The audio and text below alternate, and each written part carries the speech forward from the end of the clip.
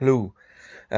So that's it. Tekken 8 beta is over. Well, Tekken 8 CNT is over for this weekend. I did put a tweet out just now, sort of going through some things I had, but I thought while it's fresh in my mind, I just wanted to make a video and kind of put out there what I thought. I know the YouTube is swamped with like fighting and the thoughts of other people, so I get my opinion out there, and maybe one or two people might even see it, and it just kind of goes with the flow. So I'll start off by saying the positive. I'll start with the positive stuff. Game's amazing, graphics amazing, sound, stages, everything you want in Tekken is there. It doesn't feel like Tekken 7. It feels way different. If it felt like Tekken 7, I probably wouldn't be interested. I'd be like, why not just buff Tekken 7 then to make it look like this? But it's definitely not Tekken 7 at all. It's like miles and miles away from that. Tekken 7 with heat is what I've been hearing, but that's not true at all. Um, you can't put heat in Tekken 7; it just wouldn't work. It look awkward, and the graphics aren't there for it, and it would look clunky. Um, Tekken 8 is definitely the next sort of step for it, so that's the positive. Pretty much, characters are great. The character selection screen's amazing. Music sounds like Tekken Revolution at the menu. That's pretty. It's like It's like okay, it just reminds me of Revolution. I don't know why. What else? Yeah, overall, intros, character interactions, dialogue, the re-recording of the voice is fantastic. Just really brings it to life even more and makes it really solid. And the characters that you fell in love with all them years ago look even better now on next generation. So it's really good. So the positives are massive. Don't worry, like that's when I go through the negatives. It's very kind of personal opinion stuff, and some of it is shared, I think. But it's just very, I just want to be honest, because if I'm not, and I just, you're obviously gonna get those people saying, "Oh, get good, scrub, skill issue," and it's like, shut the fuck up, man. Like, like sorry, sorry, I have a job. I can't spend like all my life playing the game, which I'd love to do, but I can't. I've got to take it at my own pace. But from being a Tekken player and what I can see, these are the things that really do stand out. So first of all, we'll go with characters. So I played Lars, I played Jin, I played King. I didn't plan on playing King, but I played Jin and Lars to Warrior. I had quite a few games with them, wins and losses, and like as time was going on through the CNT, people discovering combos and doing stuff. 1 minute a video goes out there of someone doing Omen stance with Jin, and he can spin you in midair. Straight away, I've got like tons of Jins doing Omen stance mid combo. So it's still a learning experience. So obviously, what I say is take it with a grain of salt, and it could change later. But based now on what I've played and how I feel. So we'll start with Lars. He's who I started with. Totally different from Tekken 7 Lars. Felt miles different. Took a little while to get used to his kind of movement and his new setups and his new things and that. I didn't spend my entire time going through the move list. I'll do that when the game's out. I ain't got time for that shit. I just sort of done. I went with Tekken 7 knowledge. When I saw new stuff I didn't understand, I practiced it. I tried to find the inputs again and tried to see how it synced up with the rest of his stuff. That's how I did it. I never sat there and went through the move list. Oh, you should have went through the move list. You should have sat there and looked at the move list. You should have learned some combos. No, I ain't doing that. I ain't wasting my time doing that. I ain't got. I just wanted to play the game, and I wanted to see how it felt. Player to player, not player to non-moving CPU. I wanted to play the game. So Lars, it felt great. It felt really good. As time went on, people obviously got used to it, and you could see him coming a mile away. Like every time he did something, you saw him coming a mile away.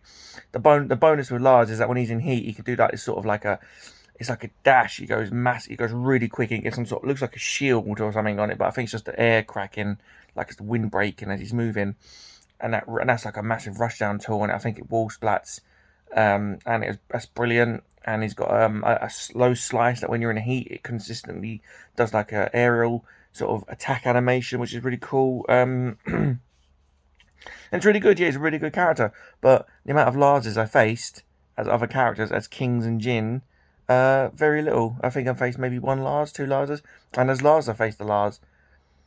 You know what I mean? And it was just like, it's just there were no Larses. Like, I could look online and find some Lars mains who are doing some stuff, which is fine. But I don't want to sit there on YouTube and just watch people and copy them. I wanted to play myself and discover it myself.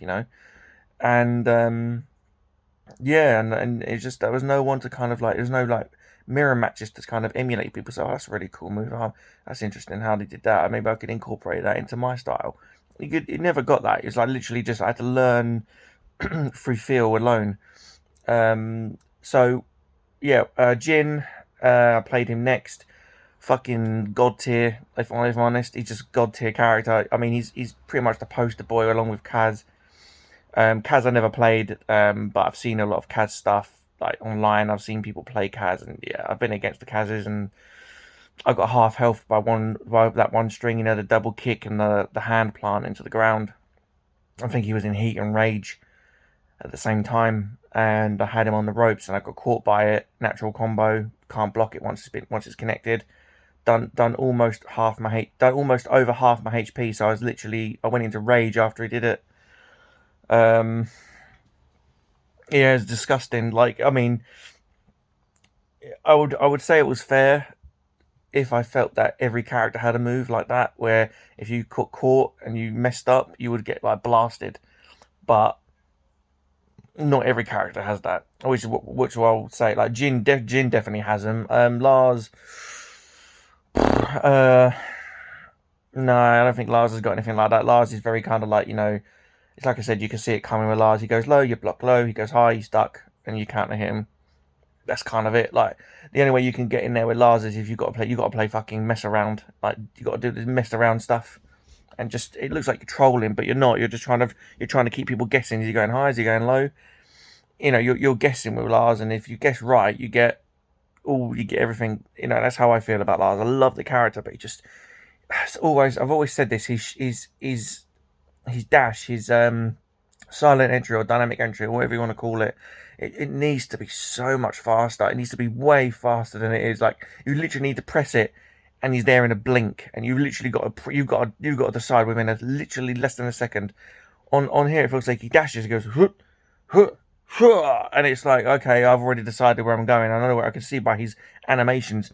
The animations be like it is. How can you have a rage art that's like so fast, but yet in game he's so slow sometimes. I don't know, it just doesn't match up for me. I just think he needs to be way faster. Way like Harang's faster than him, which we'll talk about.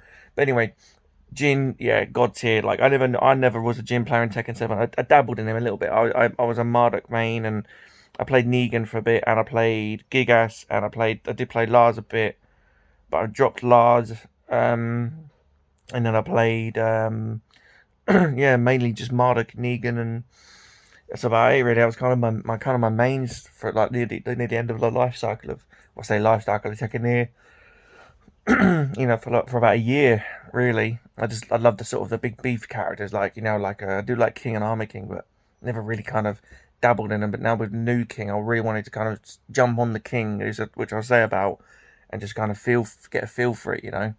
So Jin, God tier. I mean, I've faced some Jins that do some incredible stuff, and you press wrong with Jin, and yes, half your life gone, because he can literally just go into like wavy heat, Omen stance, wall carry, double palm thrust, Devil Jin style, and just go crazy on you. You can do incredible things with Jin, as people discovered on day 2. I reckon. I think it was day 1, day 2.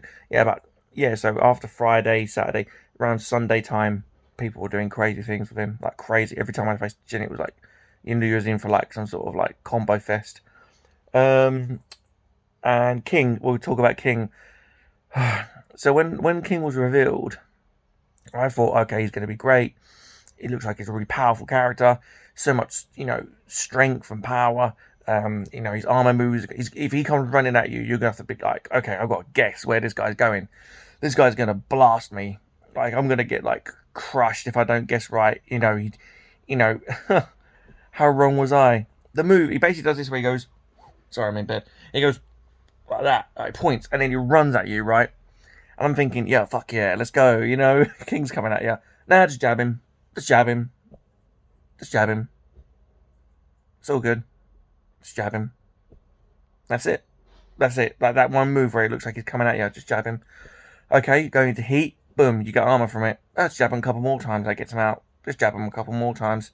His move where he roars and sort of looks up, and then he goes for a punch and it grabs you, like, you know, the command grabs that like Paul has from the air, and you know, like Jun has with her palm thrust. Like King's got one where he like right hooks you or left hooks you, whatever. Just jab him, just jab him. Armor that man, just jab him. That's literally it. Like they see you doing it, and they're not afraid to what's the word, to challenge you. They're just not afraid to challenge you as King. It's just yeah, you've got great, like your grabs do great damage, cool, whatever. You know, like you could do like the giant swings and shit. But then why do I have to keep relying on giant swing? You know, I want to try and mix people up with some like real kind of like crushing loads, and he just feels so like, I wanted to be scared of King. I wanted King to be like, oh shit, it's King. You know, this guy, when he goes into heat, he's gonna rush me and do like RKO's. Just duck him, just duck him.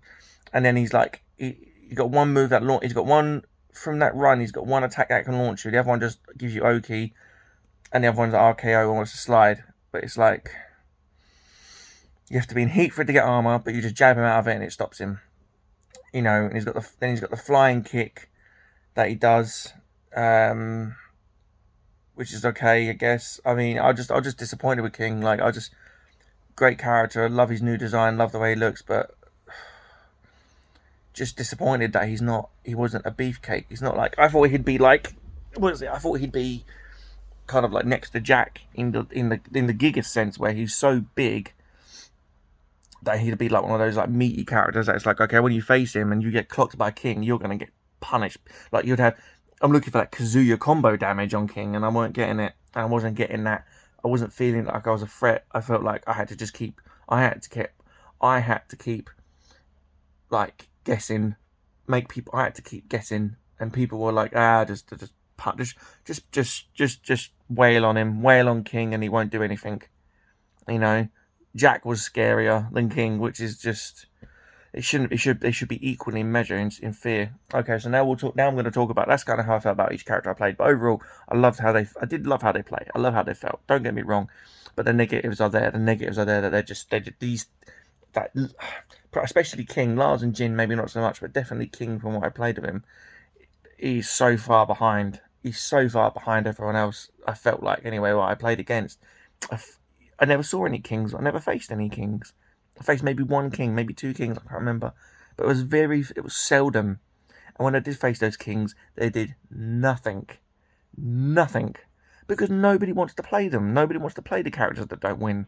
They want to play the characters that win and do flashy combos. That was pretty much what it felt like, and that's the problem we're going to have now. I think for Tekken 8, if they don't fix it, is that you're going to get these characters that dominate, which I'm going to talk about, and they're going to show up everywhere, and it's going to be kind of like, oh, it's just the same 3 characters or 4 characters you're going to see. So, Harang, start with Harang.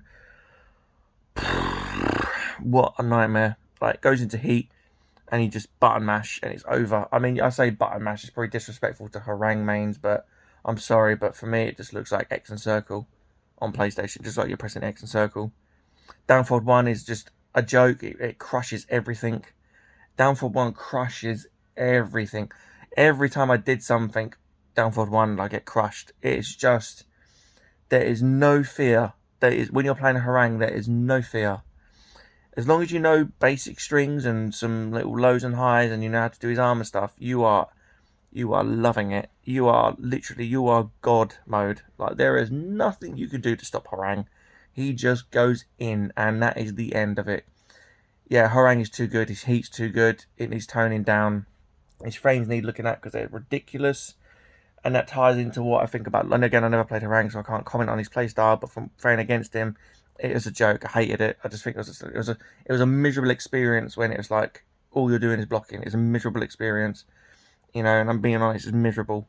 Law didn't suffer too much from the blocking problem, but he definitely has that, like, I know a lot of people saying there's no skill kind of expression with anymore because Dragon Step is like easy to do or execute or something. I've never really played Law, but I know the conversations, and yeah, it felt like when I did face Laws, they could go crazy and they could natural combo Again, like a double high kick into a massive thrust kick, huge damage. It was used multiple times in the air, on the ground, on the wall. It was no like, again, like you said, it was no kind of like, I never saw any kind of like expression with law. It was like double flip, get you up, do that, do it again, massive damage. It was like, okay, there's 2 or 3 moves we picked out of a list of maybe 40 plus, 50 plus, and that's the 2 or 3 we're using, and that's the end of it. His heat move was great, but as soon as he stops doing it, he gets a free turn again. It's like, okay, so I've got to keep blocking this guy. Uh, frame issues, I guess. I don't know, but I just think like, Law again, heads and tails above the rest with Farang.